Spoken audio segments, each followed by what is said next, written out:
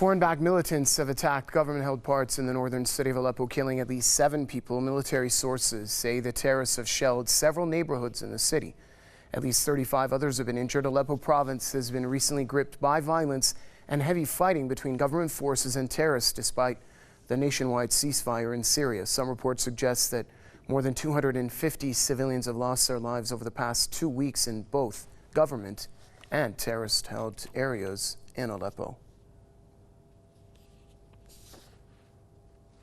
Press TV's Muhammad Ali joins us now from the Syrian capital, Damascus, to tell us more about the violence taking place in northern Aleppo. Muhammad?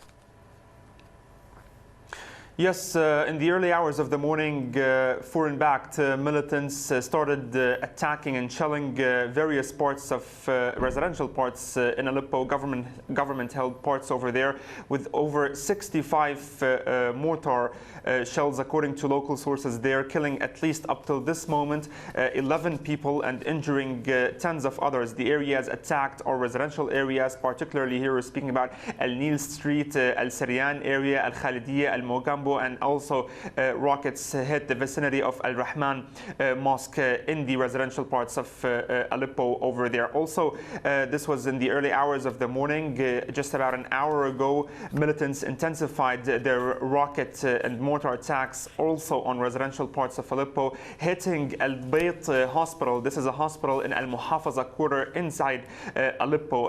Initial reports up till this moment say that there are tens of people, civilians, killed, mostly women and children, due to the shelling of this particular hospital over there, and tens of others were also reported injured. The hospital was largely damaged due to such shelling. Now, in parallel with randomly attacking residential parts of Aleppo, the Al-Nusra Front terrorists, along with other militants who have joined forces with them, started attacking Syrian army positions inside the city of Aleppo, and they have blew up a tunnel in Jam'iyyat al-Zahra close to Syrian army positions, trying to attack and take over some of the positions over there. However, the Syrian army is repelling the militants over there, and ferocious fighting is reported at the moment inside the city.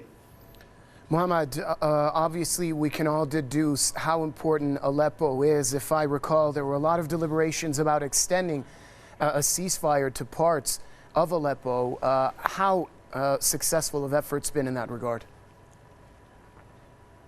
Well, there's nothing official regarding any kind of ceasefire in Aleppo for the moment. We know that the Russian and American sides have been discussing that during the past 24 to 48 hours, how to make a cessation of hostilities possible or ceasefire possible inside the city of Aleppo. There is nothing official up till now announced, and in the meantime, violence is escalating over there due to the militants' intensified shelling of residential parts of Aleppo. We know that the cessation of hostilities deal, which was actually activated in February 27th, has been violated over 450 times by the militants, mostly in Aleppo, over there in that city. So definitely it is a very difficult situation where we still have to wait to see how international powers could be actually influencing those militants, the backers of the militants particularly, in order to have them stop such shelling and have a kind of a ceasefire that would perhaps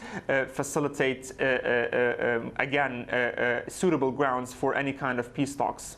Thank you very much, Muhammad. Press TV's Muhammad Ali joining us from the Syrian capital, Damascus.